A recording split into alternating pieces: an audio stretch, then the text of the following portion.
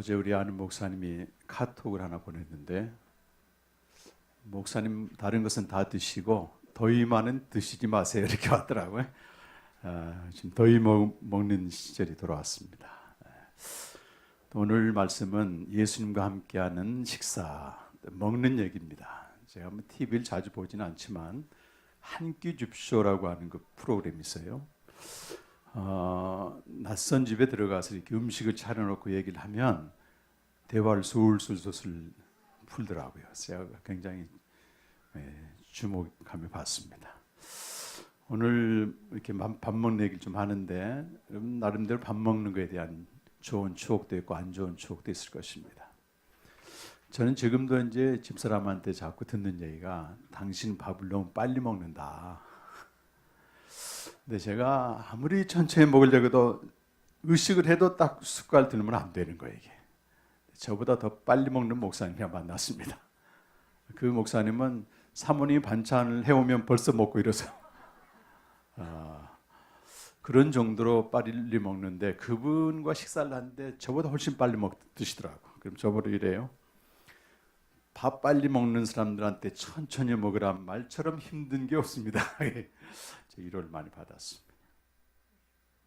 저 어렸을 때 그런 기억도 있겠죠. 대식구가 앉아서 이 반찬 먹는데 소위 쟁탈전을 하잖아요. 그게 몸에 밴 것 같아요. 그러다 보니까 커서 잘 안 바뀌는데 어쨌든 오늘 그 성경에 보니까 다 읽으셨지만 예수님과 또 세리와 죄인들이 식사를 합니다. 근데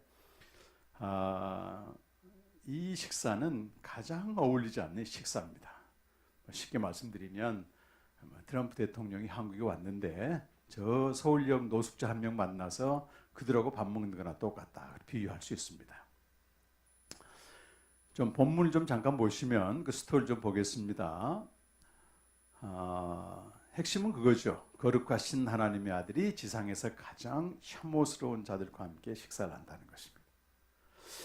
자, 오늘 9장 그 2절에 그 전에 보게 되면 예수님이 중풍병자를 고치시고 그 무리들이 이걸 두려워하며 이런 권능을 사람에게 주신 하나님을 찬양했습니다.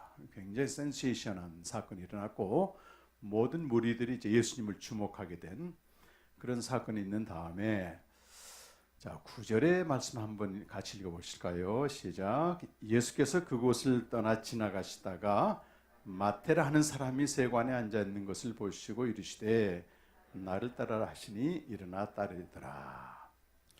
자, 예수님이 지금 세관을 지나가시다가 세리죠. 마태를 지금 보고 나를 따르라고 했는데 이 세리에 대해서 좀 잠깐 살펴보게 되면 세리는 그때 당시 가장 악랄한 직업이었습니다. 이 사람들이 이제 세금 걷는 대상은 동족인 유대인들인데 로마 당국과 1년 동안 얼마 바칠 것인지 계약을 체결합니다. 그러니까 1,000만 원 바치겠다 그러면 1,000만 원 바치는데 나머지 걷는 건 전부 자기 소유예요.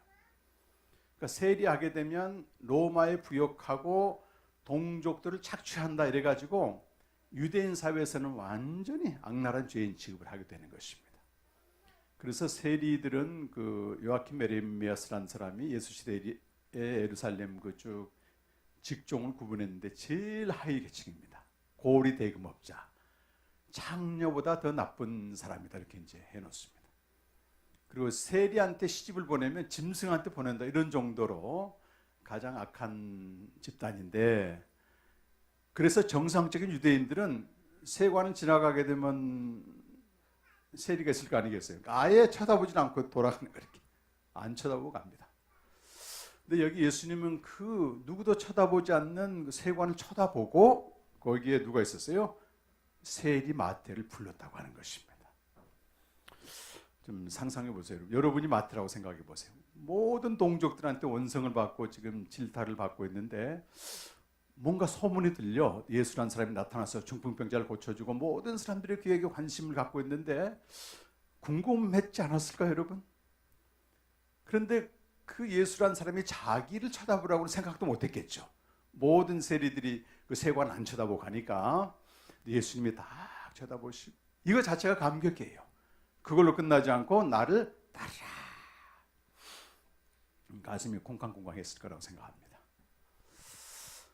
그 다음 절 보니까 그 반응, 마태가 그럴 수밖에 없는 그 감격했다고 하는 장면이 10절에 나옵니다. 10절 말씀 같이 보십시다. 시작. 예수께서 마태의 집에서 앉아 음식을 잡수실 때에 많은 세리와 죄인들이 와서 예수와 그의 제자들과 함께 앉았더니, 소위 마태의 집에서 잔치를 연 겁니다. 잔치를 열었을 때 동료 세리들을 다 데리고 오고 또 동네 죄인들을 다 불러왔다는 거예요. 그러니까 확실히 세리들이 돈은 많아 보니까, 여리고도 돈이 많아. 여리고의 그 누구죠? 삭개오도 돈이 많았잖아요. 그러니까 드러내놓고 혐오스러운 집단과 같이 먹고 마시는 겁니다.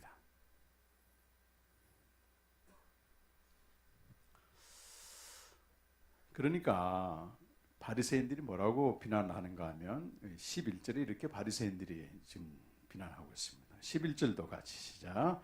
바리새인들이 보고 그의 제자들에게 이르되 어찌하여 너희 선생은 세리와 죄인들과 함께 잡수시느냐. 이 바리새인들은 그 유대인들 중에서 특별히 율법도 열심히 지키지만은 스스로 만든 전통들이 있습니다. 뭐 교회 규례라고 할 수 있죠. 그걸 다 만들어 가지고 그것까지도 지켜요.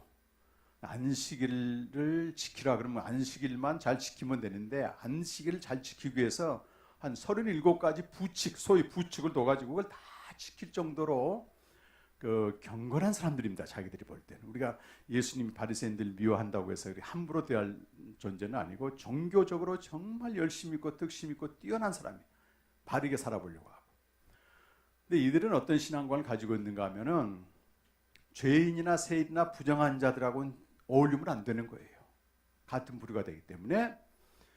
그리고 바리새인들의 신앙의 목적은 철저히 사람 중심입니다. 하나님을 믿긴 믿되 뭐 때문에 믿는가 하면 사람들한테 좋은 인상과 좋은 평판과 사람들한테 높임 받으려고 믿는 거예요. 그래서 누가복음 16장 15절 보면 모든 율법을 지켜가면서 사람들한테 높임 받는 그들 가리켜서 예수님이 너희는 사람들한테 높임 받고자 하는데 하나님 보실 때는 가증한 자들, 이렇게 말씀하시는 거예요. 그래서 겉모양 외적인 신앙을 얼마나 멋있게 하는지 모릅니다. 그걸 외식한다. 외식. 사람한테 잘 보이고 사람한테 호감을 줘야 되기 때문에 누굴 제일 두려워하겠어요? 사람을 제일 두려워하는 거예요. 사람을. 이런 사람들이 볼 때 죄인들과 세리와 어울려 밥 먹는 것은 당연히 비난해야 됩니다.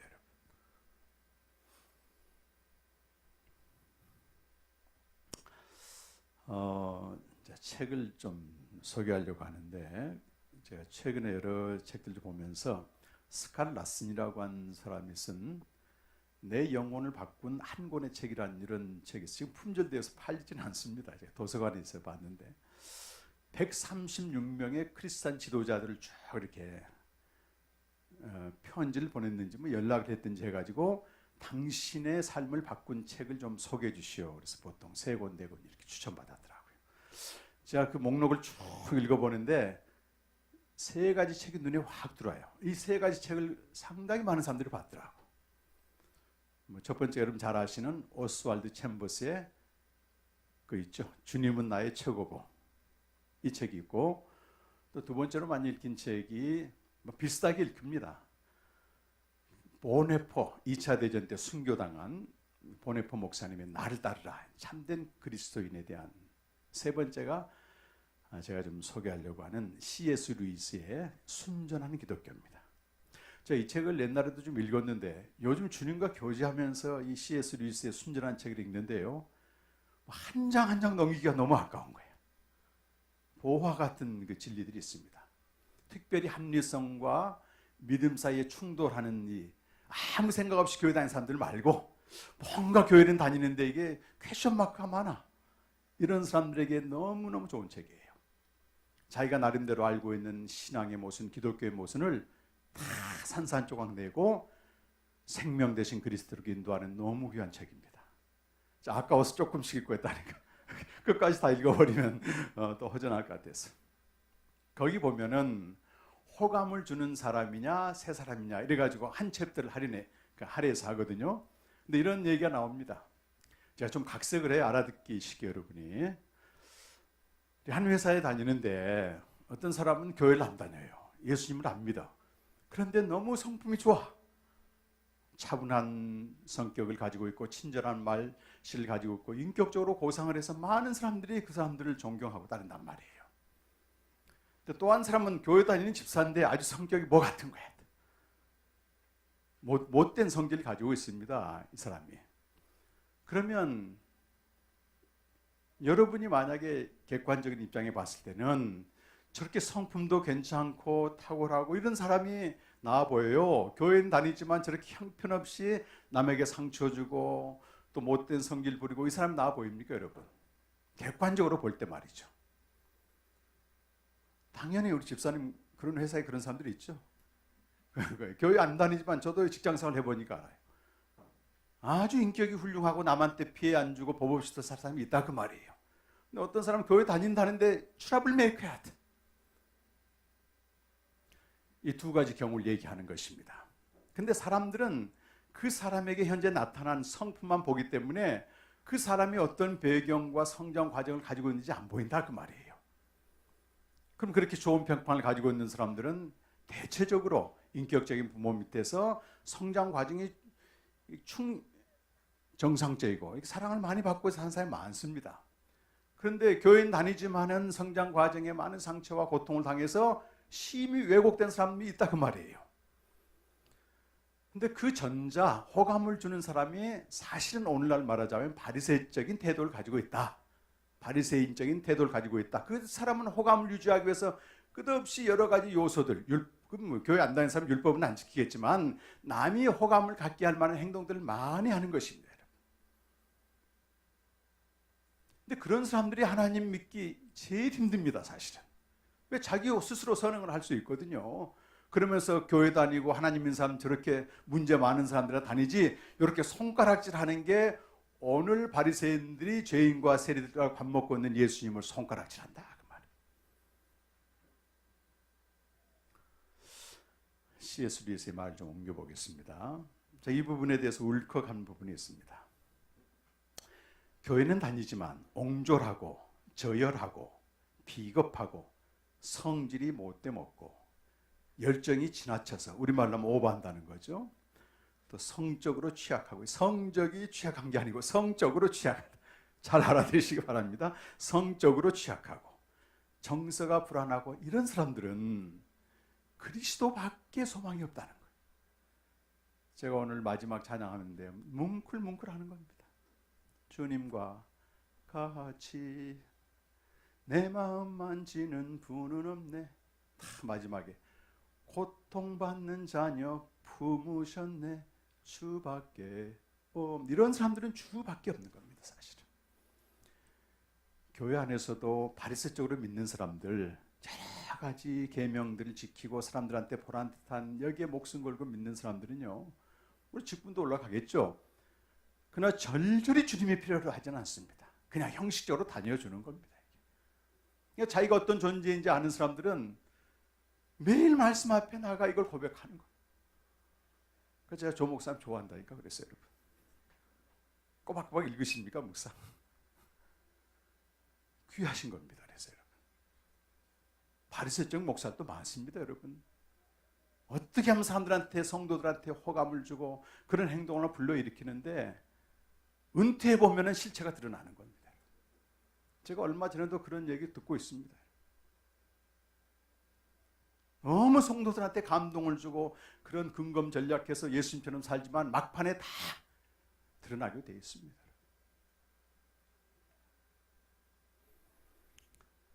그런데 이 바리새적 신앙 태도를 가지고 있는 사람들도 예수님을 만날 수 있는 길은 있어요. 언제가 될까요? 더 이상 자기의 선행이 통하지 않을 때. 바울처럼 율법으로 완전했는데 어느 날 주님을 만나면서 소경이 돼버리는 거예요. 완전한 절망으로 가는 겁니다. 그리고 자기 만족적인 신앙이 산산조각 날 때 그때 주님을 만날 길이 열리게 되는 것입니다. 경제가 더 안 좋아진다. 뭐 고용이 지금 낮다. 뭐 영세업자 이런 많은 현실적인 고통은요. 저는 좋게 봅니다. 하나님 없이 승승장구하고 잘 나가는 사람들이 이런 절벽에 부딪혔을 때 그때 비로소 하나님을 찾게 되는 거예요. 그래도 안 찾은 사람들이 없잖아 있지만. 자, 그러면 오늘 예수님이 이 죄인과 세리와 저와 같은 또 여러분과 같은 사람들 초대했다 그 말이에요. 그러면서 음식을 지금 먹지 않습니까? 잔치를 하지 않습니까? 그럼 그분이 잔치를 왜 하느냐 그 말이에요. 그럼 그렇게 옹졸하고 비겁하고 형편없는 못된 성질로 계속 살도록 하기 위해서 그러면은 무조건 받아주기 위해서 잔치를 벌이시는가? 그게 아니라 그 말입니다. 자, 그래서 그 다음 좀 봐야 되겠습니다. 어디 좀 보시냐면 12절과 13절인데 13절 말씀은 호세아서 6장에 있는 말씀 인용하는 말씀입니다. 우리 12절 13절 같이 한번 읽겠습니다. 예수께서 들으시고 이르시되 건강한 자에게는 의사가 쓸데없고 병든 자에게라 쓸데있느니라. 너희는 가서 내가 긍휼을 원하고 제사를 원하지 아니하 하노라 하신 뜻이 무엇인지 배우라. 나는 의인을 부르러 온 것이 아니요 죄인을 부르러 왔노라 하시니라. 여기 보면 이 바리새인들은 예수님 필요 없다 이렇게 이제 결론적으로 말씀하시고 13절에 내가 긍휼을 원하고 제사를 원치 아니하노라. 호세아 6장 6절에 가보면 긍휼이란 말이 아니고 인애를 원하고 이렇게 되어 있습니다. 인애를 긍휼로 바꿨거든요. 인애란 말, 긍휼이란 말로 번역된 히브리어는 아주 중요한 말씀입니다. 한번 따라해 보실까요? 헤세드란 말인데요. 하나님의 성품을 말씀해줘요. 끝이 없는 사랑을 말해요. 변함없는 사랑을 말해요. 그 무엇도 정복할 수 없는 완전한 사랑을 바란다 그 말입니다. 자, 또 10절의 말씀 여러분 다시 올라가서 보시게 되면 여기 어떤 말씀이 있는가 하면 예수님이 지금 죄인과 세리들과 식사하는데 이게 무엇을 의미하는가 좀 나누려고 합니다. 마태 집에서 앉아 이 말이 나오고 또 밑에 또 읽어보게 되면 제자들과 함께 또 뭐라고 되어 있습니까? 앉았더니 이렇게 앉아라는 말이 나오고 앉았더니 두 번 말씀이 나오죠. 그런데 두 말씀 공이 앞에다가 뭐가 붙어 있습니까 여러분? 보통 성경을 보면은 숫자가 하나 붙어 있다고. 숫자. 집사님 성경 앞에 붙어 있습니까? 숫자가 앉아 앞에. 제가 한 10여 년 가까이 이제 말씀 묵상을 쭉 하다 보니까 우리 한글 성경에 어떤 그 특이한 점이 있는가 하면 여러분 성경 읽으실 때 이렇게 성경 어떤 구절 앞에 조그만 글씨들이 있는 게 있어요. 요걸 가끔 이제 꼭 사셔야 됩니다. 이걸 뭐라고 말하냐면 그 1번이라고 붙어 있으면 1번 쭉 아래로 읽어보게 되면 1번에 대한 해석이 나온다 그 말이에요. 이것을 난하주 그 란 아래에 있는 주석이다. 주에다 이렇게 설명을 하는 것입니다. 그래서 앞으로 여러분 성경을 읽으실 때는 앞에 이런 숫자가 있으면 꼭 밑에도 같이 보셔야 됩니다. 통계적으로 보니까 그 100%하고 장담할 수는 없지만은 한 90% 이상이 그 아래에 있는 게 꼭 읽어야 돼요. 그게 거의 정확하고 위에 있는 거는 좀 부정확하고 이래요. 성경이.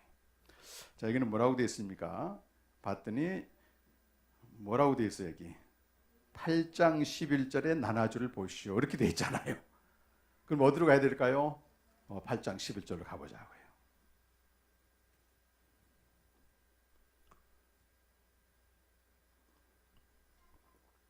우리 함께 읽겠습니다. 8장 11절 말씀 시작. 또 너희에게 이르노니 동서로부터 많은 사람이 이르러 아브라함과 이삭과 야곱과 함께 천국에 뭐한다? 앉으려니와 이렇게 되어 있어요. 거기 앉으려니와 앞에 또 숫자가 있는데 그 숫자 쭉 내려와서 이제 여기에 이제 대답이 나오죠. 내려와 보면 이렇게 되어 있어요. 보십니까 여러분 성경? 헬라어로 기데오 누리오니와 해놓고 괄호하고 이게 중요합니다. 그 뒤에 괄호하고 유대인이 음식 먹을 때 가지는 자세다. 그럼 자 여기 천국이란 말은 마태복음에서는 천국이라고 얘기하지만 정확한 번역은 하나님 나라입니다. 하나님 나라. 마태복음은 독자들이 유대인들이었기 때문에 유대인들은 하나님이란 말을 감히 못 씁니다. 이 사람들은. 그래서 하나님이란 말을 대체 표현하는 게 하늘이에요. 하늘. 그래서 문자적으로 해석하면 하늘나라가 되는데 내용적으로 보게 되면 하나님 나라가 되는 겁니다. 그러면 11절의 말씀 보니까 이제 동서로부터 많은 사람이 이르러 아브라함과 이삭과 야곱과 함께 하나님 나라에 앉으려니와 이렇게 되어 있잖아요. 그런데 앉는단 말이 무슨 말이라고요? 음식을 먹는 걸 말합니다. 그러니까 하나님 나라에서 먹고 마시는 잔치를 말하는 거죠. 그래서 예수님이 죄인과 세리들과 함께 잔치하는 것은 단순히 한 번 먹고 마는 게 아니고 뭘 얘기한다고요? 하나님 나라에서 이들이 먹고 마시는 하늘나라의 잔치를 지금 표상하고 있는 겁니다. 여러분. 땅의 잔치가 아니란 말이에요. 한 번 먹고 소화되고 마는 그런 음식이 아니고 하나님 나라를 위한 음식을 주시는 겁니다. 지금.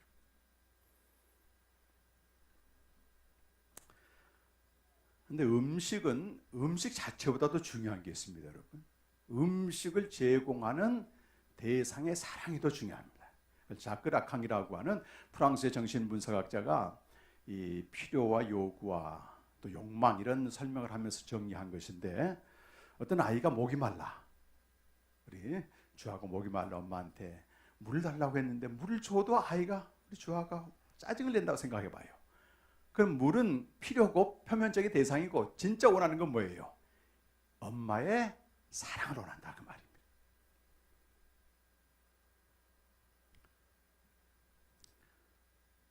밥이라고 하는 거는 우리 밥 먹을 때 여러분 생각해 보세요. 사랑하는 아내가 밥을 차려줬어 이렇게.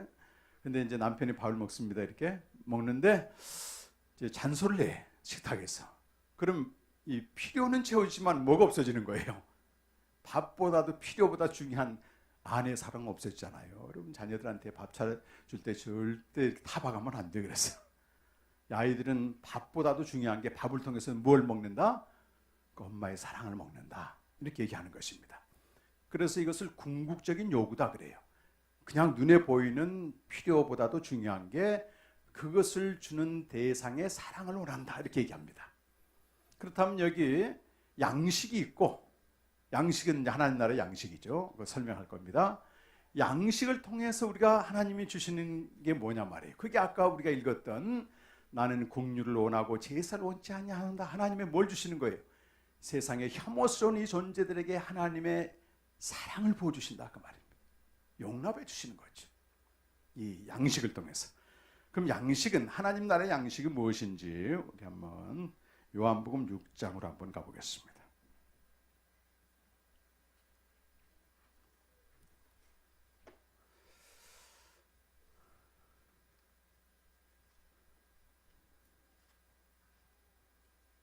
요한복음 6장 35절 먼저 읽어보겠습니다. 35절 시작. 예수께서 이르시되 나는 생명의 떡이니 내게 오는 자는 결코 줄이지 아니할 터이요 나를 믿는 자는 영원히 목마르지 아니하리라.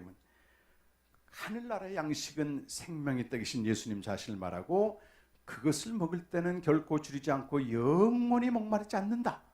그걸 얘기합니다. 그리고 또 쭉 내려가셔서 51절에 있는 말씀 같이 읽겠습니다. 시작. 나는 하늘에서 내려온 살아있는 떡이니 사람이 이 떡을 먹으면 영생하리라. 내가 줄 떡은 곧 세상의 생명을 위한 내 살이니라 하시니라. 생명을 주시는 예수님의 살이라고 지금 말씀하고 있습니다. 그 밑에 53절에서 57절까지 좀 길지만 아주 하나님께서 우리에게 깨닫게 해주시도록 한번 같이 53절에서 57절 시작. 예수께서 이르시되 내가 진실로 진실로 너에게 이르노니 인자의 살을 먹지 아니하고 인자의 피를 마시지 아니하면 너희 속에 생명이 없느니라. 내 살을 먹고 내 피를 마시는 자는 영생을 가졌고 마지막 날에 내가 그를 다시 살리리라. 내 살은 참된 양식이요 내 피는 참된 음료로다. 내 살을 먹고 내 피를 마시는 자는 내 안에 거하고 나도 그의 안에 거하나니 살아계신 아버지께서 나를 보내심에 내가 아버지로 말미암아 사는 같이 나를 먹는 그 사람도 나로 말미암아 살리라. 양식은 예수님의 살과 피이고 그것을 먹는 사람은 예수님으로 말미암아 산다. 이렇게 되어 있습니다. 하나님은 이런 혐오스러운 대상들을 멸시하거나 정죄하지 않고 하나밖에 없는 아들의 양식을 주신다는 아들의 양식. 긍휼입니다. 긍휼.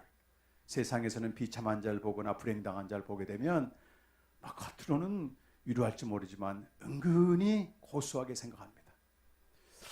독일에서는 이 말을 샤텐프로이드라고 얘기해요. 샤텐은 피해란 말이고 피해받다, 프로이드는 기쁨이란 말. 이 두 말 잘 어울리지 않는 말인데 이걸 만들어가지고 뭐라고, 타인의 고통으로부터 느끼는 쾌락, 행복감, 이렇게 표현해요. 타인이 고통받으면 겉으로는 위로하는 것 같지만 속으로는 은근히 쾌락. 이 반대 말은 무슨 말이에요? 타인이 잘 되면 타인의 행복으로부터 느끼는 불행감. 이건 우리나라 말도 있습니다, 여러분. 무슨 말이 우리나라 말? 사촌이 땅을 사면 배 아프다 이거예요. 이게 집단적으로 이번에 월드컵 보니까 우리가 어쩌다가 독일 이겼어, 1등을. 그런데 다음날 뉴스를 봤더니 독일만 빼놓고 온 세계가 기뻐했다는 거다. 그거 다 보면서 독일만 빼놓고 다 기뻐했다는 거. 이게 샤텐프로이드입니다. 샤텐프로이드. 저도 우리 동기가 너무 잘 나가는데 희한하게 이 안에서 말이죠, 그걸 축하해주는 마음보다도 이게 너무 내가 불행한다는 느낌이 드는 거야. 이게 또 어떤 사람 나보고 자기가 불행하다고 생각하겠지. 희한합니다, 인간의 본성이. 이걸 샤텐프로이드는 악랄한 쾌락이라고 말해요. 근데 우리 안에 이게 없을 수가 없어요, 여러분. 그렇지 않습니까?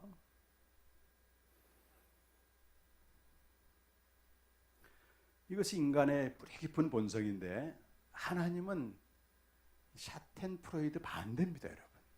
우리가 고통당하고 아파하고 하게 되면 우리 때문에 설령 다른 사람들이 기뻐할지 모르지만 하나님은 그 고통을 그대로 함께 느끼시는 거예요. 고통받는 자녀 품으셨네, 주밖에 없네. 그러면서 그에게 뭘 주십니까? 하늘나라의 양식을 주신다, 그 말이에요. 그게 그분의 사랑입니다. 예수님의 살과 피를 양식으로 주시는 거예요. 그리고 그 양식을 먹는 자마다 이제는 자기로 살지 않고 누구로 산다는 겁니까, 여러분?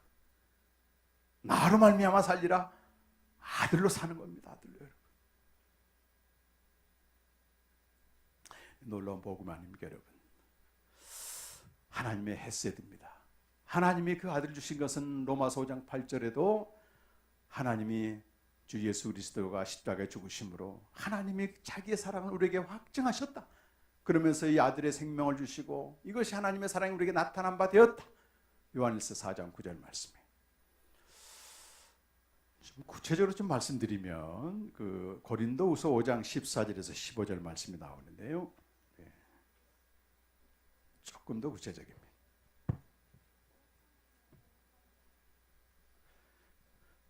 고린도후서 5장 14절 15절 말씀.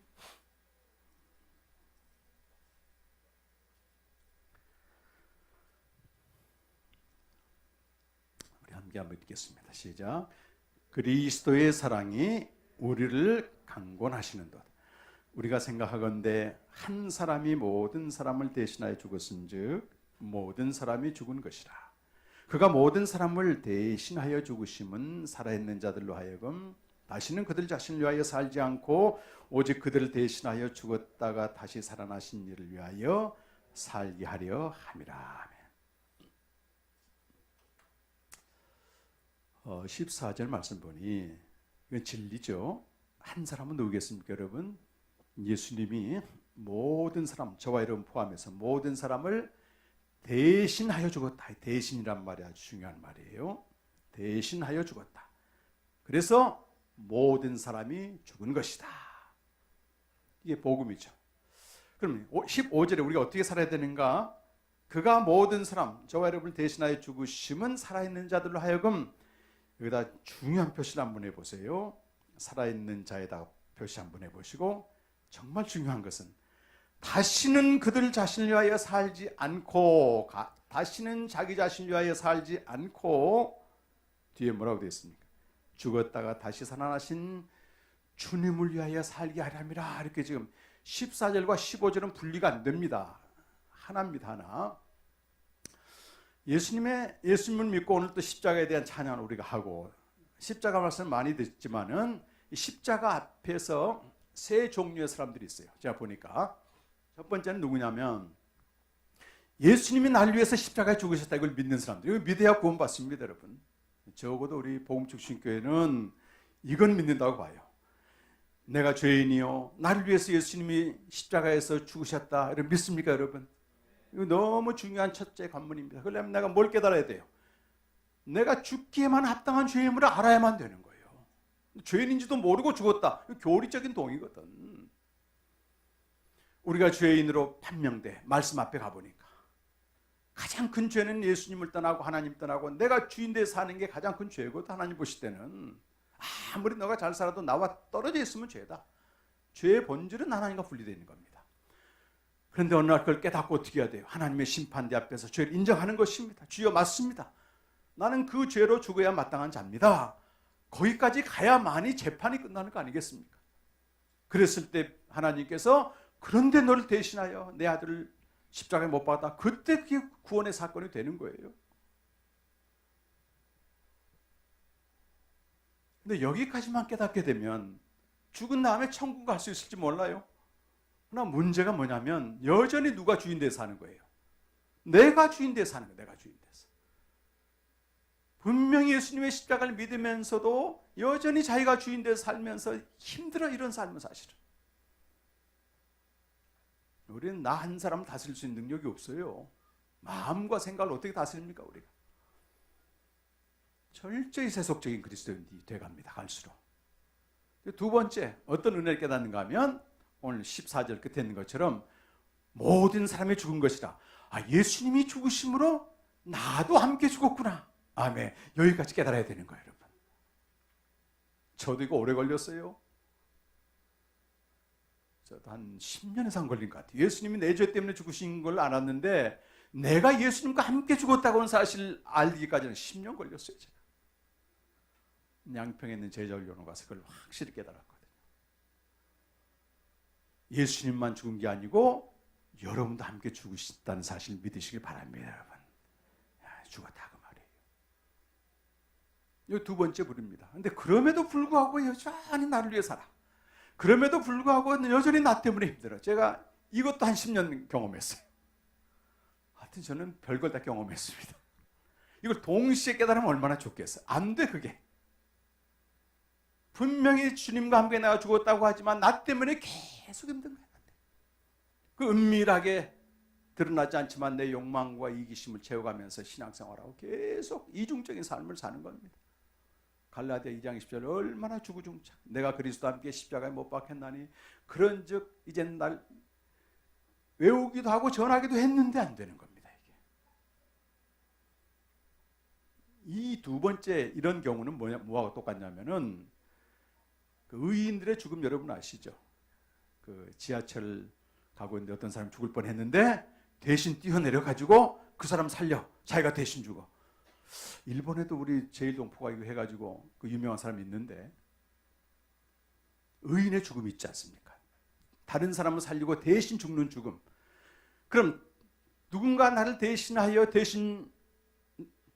나를 대신해 죽고 내가 살아났다 그러면 지하철에서 죽다만 사람이 어떻게 살 것 같아요, 여러분? 옛날처럼 똑같이 살겠죠. 옛날처럼. 마치 예수님의 십자가 죽음을 그 지하철에 대신 죽어주신 의인의 죽음 정도로 생각한 사람들입니다. 제가 한 10년 그렇게 살았어요. 여러분. 그런데 15절 말씀에 보면 제가 표시하라는 부분이 어딘가 하면은 이런 말이에요. 세 번째 사람입니다. 세 번째 사람이 15절 대신하여 죽으심은 해놓고 살아있는 자들로 하여금 이 말이 아주 중요해요. 이걸 헬라어로 읽으면 살아있다 그 말이 짜오라는 말인데 짜오라는 말에서 파생된 말씀이 조에입니다. 조에. 한번 다 같이 해보실까요? 조에. 이 조에라는 말은 옛 생명이 아니고 하늘로부터 태어나는 전혀 새로운 생명을 말한다 그 말이에요. 그러니까 우리가 예수님과 함께 죽었어요. 그러면 그걸로 끝난 게 아니고 전혀 다른 생명인 하늘로부터 태어난 새 생명으로 산다 그 말입니다. 새 생명으로 사는 자는 어떤 삶을 사냐 딱 두 가지. 하나는 더 이상 자기를 위해 살지 않는다. 두 번째는 죽었다가 다시 살아나신 주님을 위해 산다. 이렇게 되는 거예요. 이렇게 되는 거예요.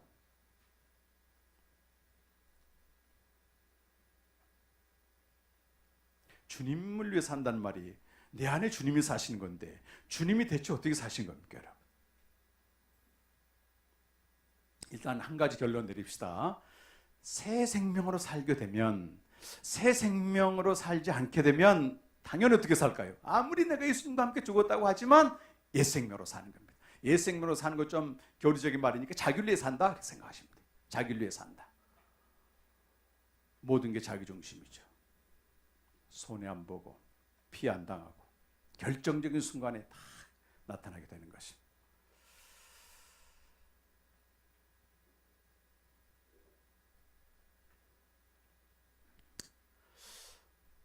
제가 이 말씀을 준비하면서 그 데이빗 그레고리가 쓴 그 예수님과 함께한 저녁 식사라는 책이 있습니다. 지금부터 10년 훨씬 지난 책인데 베스트셀러였어요. 이것도.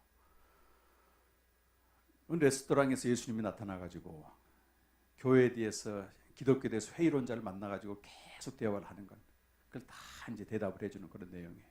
후반부 가면 어떤 내용이 있는가 하면 회의론자가 예수님을 공격합니다. 기독교가 선하다면 어떻게 십자군 전쟁이 일어나 수십만 명이 죽고 마녀 재판으로 30만 명이 죽고 무엇보다도 왜 교회 안에서 이렇게 싸우냐? 예수님이 이렇게 말해요. 나는 그것 때문에 너무 마음이 아프다. 그러나 그들이 그렇게 하는 것은 나를 잘 몰라서 그래. 결정적으로 이 말합니다. 저들은 새로운 생명을 얻었는데 그 새로운 생명으로 사는 방법을 몰라서 그렇다. 이렇게 얘기해요. 우리가 교회에 여러 가지 기적이나 이적이나 사람 인도로 나올 수 있지만 꼭 여러분이 기억하셔야 될 게 뭐냐면 우리 그리스도인은 예수님과 함께 죽었을 뿐만 아니고 여기에 끝나지 않고 예수님이 주신 새 생명으로 산다고 하는 걸 꼭 알아야 되고, 새 생명으로 사는 게 도대체 어떻게 사는 것인가를 내가 알고 그러면서 배워가야 된다 그 말이에요. 새 생명으로 사는 것은 간단해요. 자기를 위해 살지 않는 거예요. 그럼 예수님과 함께 죽었다 하면서도 여전히 자기를 위해 산다 그 말은 뭘로 사는 거예요? 중국에서 말하는 강시로 살아, 강시로. 끔찍한 겁니다 이거는. 그렇게 끔찍하게 사니까 가는 곳마다 불화가 일어나게 되고 마음의 평화가 없고, 마녀 재판까지는 안 하지만은 그렇게 교회 안에 다툼과 분열이 있는 거예요. 전적으로 제가 동의했습니다 그 말에. 그래서 요한복음 16장 2절에 보면 예수님 미리 다 예언해 놨어요. 저들이 너희를 받게 할 뿐만 아니라 심지어 죽이면서까지도 조개 하나님을 섬기는 거다 얘기할 건데, 그것은 저들이 나와 아버지를 알지 못하기 때문이다. 아버지와 아들을 아는 게 생명이라 그 말입니다. 예수님을 위해 사는 건 뭐냐? 나를 위해 사는 게 아니니까 누군가의 삶을 대신하며, 여기 대신이란 말이 3번씩 나왔어요. 대신하며 사는 겁니다. 대신하며. 저는 가만 여러분의 인생을 돌아보세요. 우리 인간은 둘 중에 하나입니다. 항상 누군가 나를 대신해 주는 분이 계시고 또는 내가 다른 사람의 삶을 대신하고, 둘 중에 하나입니다. 우리가 태어나서 갑자기 어른이 되고 갑자기 됐습니까 여러분? 아닙니다. 우리 인간은요, 그 엄마 아빠가 다 대신 먹여주고 대신 돈 벌어오고 대신 다 대신. 우리 친구들도 그냥 공중에서 밥이 떨어진 거 아닌 거야. 좋아요. 알지? 대신 돈 벌어서, 대신 밥을 지어서, 대신 반찬을 해서 주는 거야. 이렇게. 그리고 그걸 대신 해주는 사람은 어때요? 기쁨이 충만합니다. 그럴 거 아니겠어요? 분명히 밥은 내가 하고 수건 내가 했는데 우리 자녀들 그걸 먹고 있게 되면 그걸 보면서 어떻게 돼요? 다른 사람의 기쁨이 나의 것이 되는 거예요. 대신하는 사람들.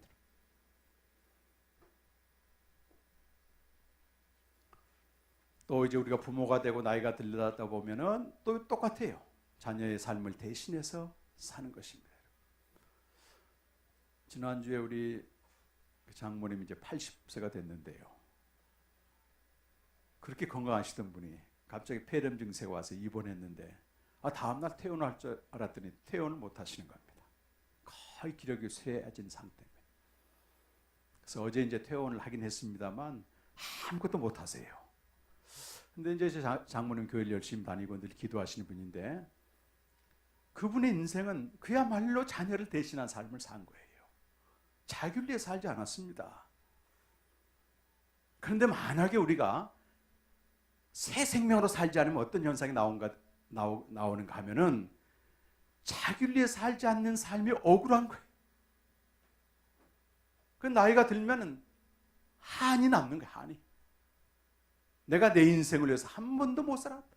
이렇게 되는 겁니다, 여러분. 그게 옛사람의 삶입니다, 여러분. 그러나 우리는, 그리스도인은 이미 나를 위해 사는 삶은 죽고 폐기가 됐다, 그 말이에요. 나를 의식할 필요가 없습니다, 여러분. 누군가를 기쁘게 하고 적극적으로 누군가를 대신하는 삶을 삶으로써 그게 주님의 삶이 되기 때문에 이 안에 기쁨이 가득한 겁니다, 여러분. 참 영적인 세계는 역설적입니다. 하나님께 받은 그 기쁨과 은혜와 사랑을 나를 위해 사용하게 되면 즉시 폐기 처분되는데, 누군가를 위해서 사용하게 되면 그를 통해서 기쁨이 내게 오는 거예요.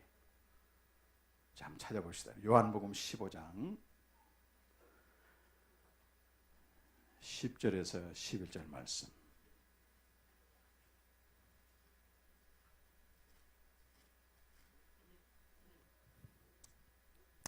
함께 읽겠습니다. 시작. 내가 아버지의 계명을 지켜 그의 사랑 안에 거하는 것 같이 너희도 내 계명을 지키면 내 사랑 안에 거하리라. 내가 이것을 너희에게 이름은 내 기쁨이 너희 안에 있어 너희 기쁨을 충만하게 하렵니다. 보세요. 예수님은 자기 속에 있는 기쁨을 가둬두지 않고 이 기쁨을 누구에게 줍니까, 여러분? 우리에게 주어서 우리의 기쁨을 충만하게 하심으로 자기의 기쁨을 완성하는 겁니다, 여러분. 놀라운 역설이죠.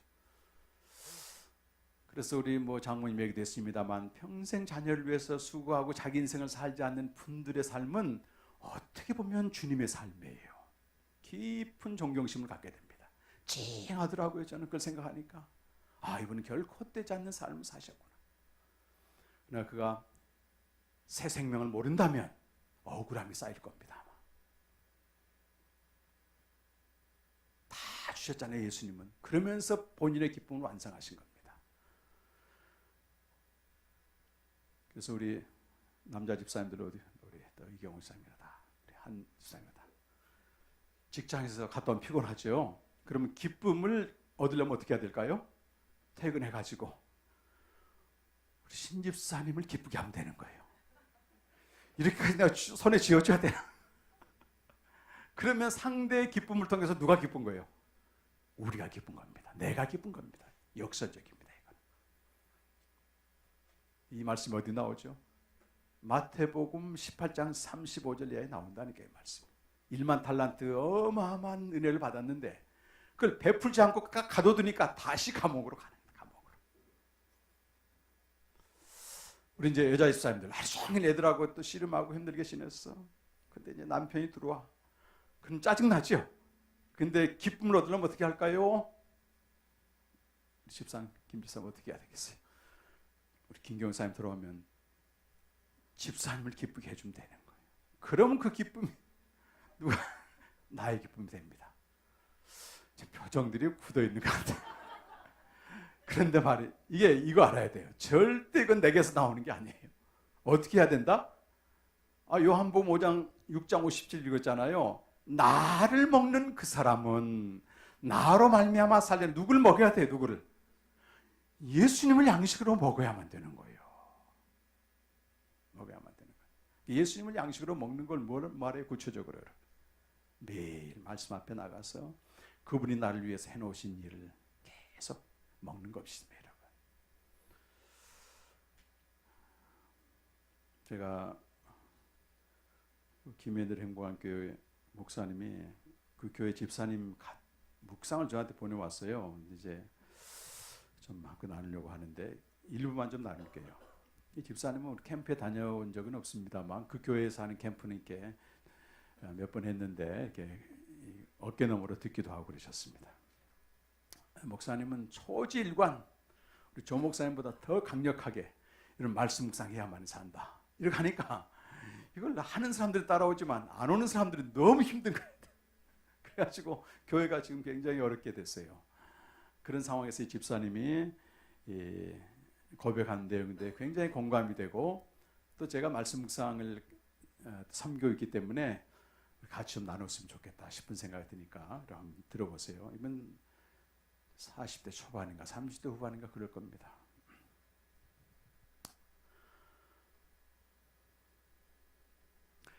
내 손에 쥐어진 모든 것은 풍전등화와 같고 사상누각에 불과했다. 그 무엇에도 의미를 찾지 못하겠어서 나는 이러지도 저러지도 못하며 그저 구석으로 더 구석진 곳으로 숨어들기에만 급급했었다. 어둠이 필요했고 아무도 없는 광야를 원했었던 때가 바로 그때가 아닌가 한다. 그 와중에 주님의 뜻이 참 궁금했다. 도무지 알 길이 없는 주님의 뜻. 어둠 속에서 험난한 광야를 헤매던 때, 그러다가 마침내 그때 그랬다. 아니, 그런데 나는 왜 주님의 뜻이 궁금하다고 하면서 여쭤보지는 않지? 아, 맞다. 목사님께서 말씀이고 주님이라고 하셨지. 그럼 말씀 앞에 나가면 되겠네. 그렇게 펼쳐진 것이 성경책이었다. 내가 묵상을 시작한 지가 아직 2년이 안 된 것 같다. 묵상을 하면서 혹은 말씀을 대하면서 정말 모르는 것 투성이었고 목사님을 정말 너무도 귀찮게 드렸다. 목사님 이건 또 뭐예요? 이건 또 뭐지? 이건 무슨 말이에요? 왜 이런 말을 해요? 이런 말을 어떨 때 쓰는 말인가? 이 사람의 이름이 이상해요? 등등 이루 말할 수가 없었다. 그래도 목사님들이 질문 받는 게 너무 행복한 거야 사실은. 아, 우리 성도가 성경을 읽다 궁금한 걸 막 물어볼 때 얼마나 기쁜지 아세요? 어쨌든 그렇게 시작한 묵상이 점점 내 안에 실제하시는 주님으로 다가왔고 나는 죽음과 부활에 대해 날마다 겪으며 이 자리에서 주님의 양식을 얻었다. 어떤 날은 긴 본문 중에서 본문 중에서 한 단어에 마음이 갇혀 더 이상 나가지 못하고 울기만 했었던 적도 있었다. 심지어는 뜻도 모르는 단어 앞에서 왜 그렇게 눈물이 흐르는지 하염없이 흘리면서 정말 내가 왜 이러나 했던 적도 수없이 많았다.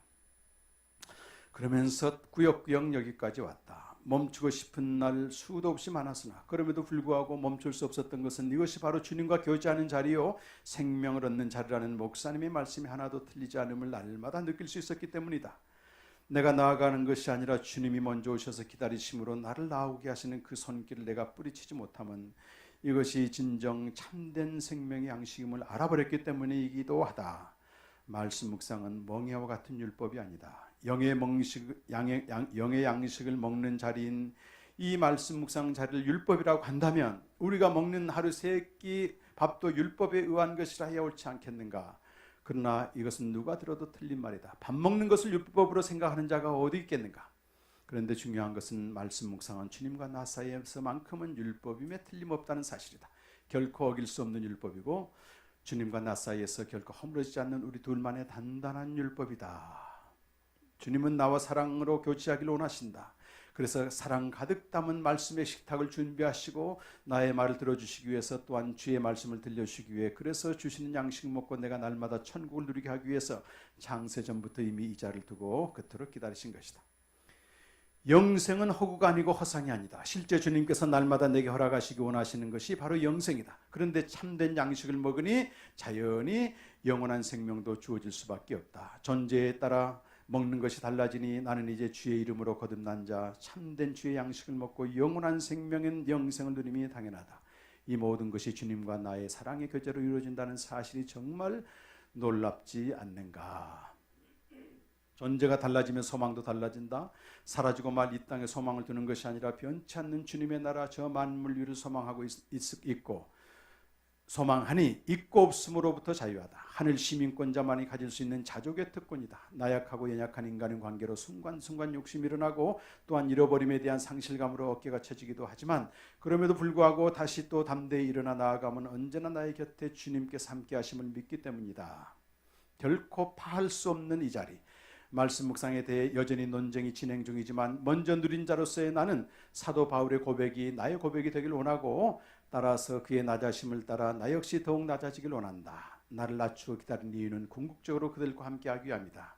내가 무엇하고 누구를 기다리고 누구에게 낮춰주고 하겠는가마는 이로 인하여 시험을 당하고 있을지 모를 그 누군가에게 나의 기도가 닿기를 바란다. 뜨거운 주의 사랑이 나의 언 마음을 녹이는 이 순간 주의 함께하여 주시며 감사드리며 주님을 찬양하지 않을 수가 없다. 할렐루야, 주님을 사랑합니다. 이렇게 기도문은 제가 안 읽었습니다만 매일매일 말씀 앞에 내가 나아가는 것이 사실은 주님의 양식을 먹는 겁니다, 여러분.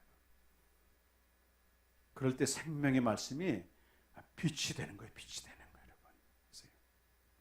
저기 김지연 집사님 오셨는데 지난 3주 연속 캠프에 참석했습니다.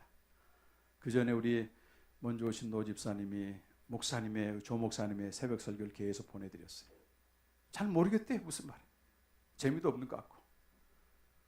3주간의 복음 생명 캠프 와서 생명에 대한 문이 열리니까 그 다음엔 목사님 설교가 너무너무 은혜가 되는 거예요.